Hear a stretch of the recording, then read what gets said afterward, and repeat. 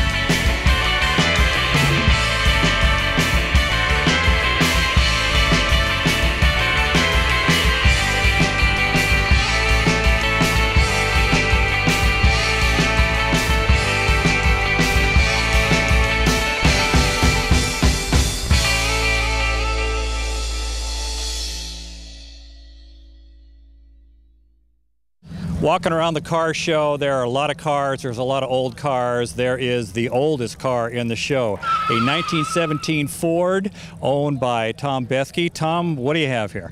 Well, this is a 1917 Model T Speedster race car, and this is the oldest registered car in Arizona. And it took about 5 years to do the restoration. It was done in Wisconsin, and it went through the whole, engineer did the restoration, and it was the best one he ever did. He did about 7 of them. And then now he's getting older, and he sold it to me, and I have it now for the past 5 years. I brought it in from Wisconsin, and I've had it here. It's a fun car to have, meet friends and influence people. Was it actually used as a race car at some time? Yes, I have a documentation that they did race them. And then, well, it didn't need roads. So we don't freeway it, I'd just go. Back in 1917, when somebody decided to make a race car, or 1918, 1920, whatever, what did they do to make this go faster than a stock Model T? Well, this one is all stock. That's the way. You can modify things. They shaved the heads. And this one, what they did is they had cast iron cylinders or pistons. Now it's better. It's got aluminum. So it doesn't wear out. It's designed to last a long time. And it's interesting because it has 3 types of pedals, and it's all belt driven. And the accelerators is on the right side. The advance is on the left. The get into high gear, you got emergency brakes here, and then the high gear goes second that way. It's really interesting. And to go in reverse is the center pedal. You put it goes reverse, and the other pedal, press it goes forward. We were covering a show in California, and I closed out the show driving a 1914 Ford. Almost got killed. Could not figure out how to stop the thing, and found myself going out into traffic that was going the opposite direction of me. Well, it took about a week to learn how to drive it, and it took about another 5 minutes to learn how to race it. So I used to race cars, and it's fun, but people like it, and they sort of forget, and they can aim for you. And you look at it, and you're in danger. So that's a 4-cylinder motor. How many horsepower in cubic inches does that develop? I would say about 40, and it's well, I don't know exactly. It's just it works. It starts all the time, and it's got the only instrument they had in those days was an amp gauge. They had an optional speedometer, but it never worked. So that's all you have. And it's got, this is modified to make it start. It didn't have a starter. It was just this. Is the performance on this substantial enough that you can keep up with traffic on residential streets, or can you get out on the highway on this? Well, yeah. Well, it's set up as stock. You can go 45 miles an hour. So you can go to speed limit. So everybody's, are they giving you the thumbs up or a different finger up? Well, no, they all waved you. Yeah, hi. No, it's a attention getter. It's a parade car, and it's like people like it. They talk to you. You know, it's a pretty car, pretty. Her name is Elizabeth. It's Tin Lizzie. Okay. Well, Tom, this is a very interesting car, one we don't see very often, and thank you very much for bringing it out to the show today and being on the Vintage Vehicle Show. Well, good. God bless.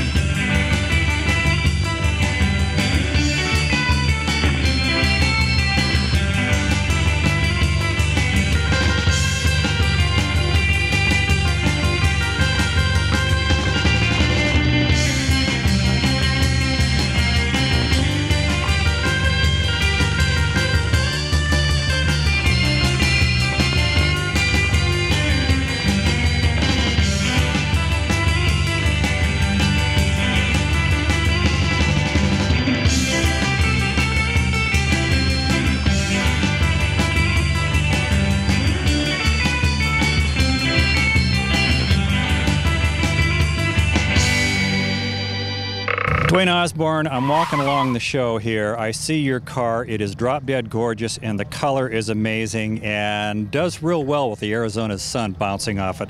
Tell us about your 1937 Ford. It loves the sun. It's candy brandy wine. It's 37 Ford slantback, and it definitely lights up in the sun. Slantbacks have always been rare. Even back when I was in high school, you couldn't find them. How were you lucky enough to come across one? Well, this is an altered body, and everything on it's been changed. It's actually a fiberglass body, completely redone, chopped, and whole new roof line and everything. Has an LS1 Corvette in it. Goes down the road pretty nice. A good, fun car. It's pretty drastic in the design on it compared to some of the other late 30s and early 40s Fords here. When people go by, do they recognize it for what it is, or do they look at it and go, it looks kind of familiar? But a lot of people have trouble realizing it is a 37 because it's so top line and everything is so radically changed, but it's based off of a 37. Kind of got an airflow thing going with the grill here. Smoothed out, yeah. This is all hand-formed aluminum, the grill and side trim. You said it had LS82? LS1 Corvette. Okay. Yeah, it goes down the road pretty good. It's a good, fun car. Is this a car that you saw and had to have, or one that came together in your head and you got out the wrenches and the checkbook? And well, it was already built when I saw it, and I had to have it. I had never seen one with lines like this, and I was real impressed with it and had to own it. A lot of people prefer to build their own cars. A lot of people prefer to let the person build the car and let them spend the money and then step up and you've got the car now. That's the way I do things. Any thoughts on that? I don't have the patience to wait 3 or 4 years for it to be built, so I've got to have a turnkey car to play with right away. And usually the second owner is the one that comes out ahead financially. Yes. I am the first owner, so it's a little expensive. This car show is amazing. There's so many cars here. There's such a variety of cars here. Great crowd. Wherever we go with the Vintage Vehicle Show, the people are always pretty much the same. They're always friendly, always having a great time at a car show. This is way up. This is exceptional in that area. Just what a great crowd here. Well, what is it, do you think, that the sand and sun of Arizona does to car owners? Well, it's just this great weather. You can come out and use them, and we have a lot of cruise-ins around town and stuff that the weather allows that, so it's a big sport here. One of the things that's most interesting about this is the wheels that you have on it. Yeah, those are billet specialty wheels, 18s and 20s. The wheel thing seems to be something that always, I remember when it was a big deal to go from 16-inch wheels on your 48 Chev and put 15-inch wheels on them, and now people are putting 22-inch wheels on some of their cars. Where do you think that's going, or is it something that'll never change? Oh, I don't think it'll ever change. I prefer the bigs and littles as opposed to the 30-inch wheels and stuff that people are doing nowadays. I like a nice rake on them. So you have 20s in the back and 18 in the front? Correct. Well, you definitely have one of the finest rides here, so thank you very much, DUANE, for being on the Vintage Vehicle Show. Thank you. Appreciate it. Thank you.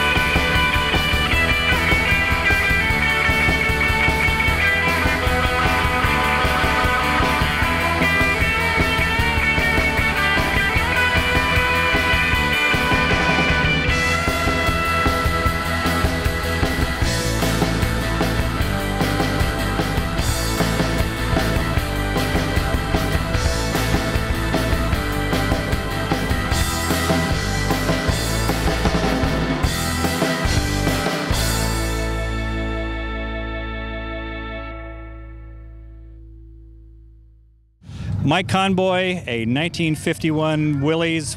You see them around every once in a while, but not that often. Usually they're bone stock. You have a serious red Willys hot rod here. Tell us about it. Well, supposedly there were only 900 of them made, and I just always liked it. I started on it 15 years ago and put my life into it. It's chopped, got suicide doors, got a 350 Chevrolet driveline, louvered, leaded, you name it.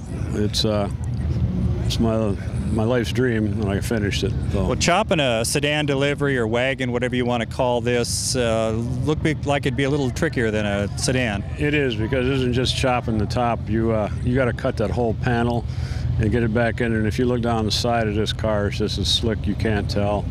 Plus, we chopped it once, and a delivery truck by design has a higher roof line from the drip rail to drip rail, so the delivery man could get in it.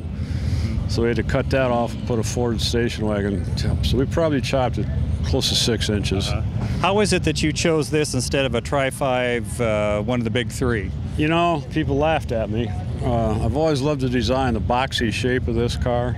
And one came up and I told people I was going to make a street rod out of it, and they laughed at me.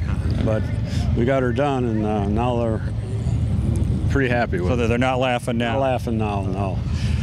Being something that's not one of the big three, something that's really unique, do you find you are enthusiastically welcome to various car functions, or do they kind of, oh well, the orphans and the oddballs, they're over there? No, I'm pretty invited to come because it's different. You know, there's 100 Chevrolets, there's 1,000 Fords, there's everything, and they're all different. Everybody does it to their own taste. But there aren't very many 51 Willys panel trucks, so they like to bring something unusual in, and we've been very fortunate with that. Well, Mike, we feel very fortunate to have you on the Vintage Vehicle Show. Thank you very much for taking the time to talk to us. My Beautiful pleasure. car. Thank you very much. Thank you.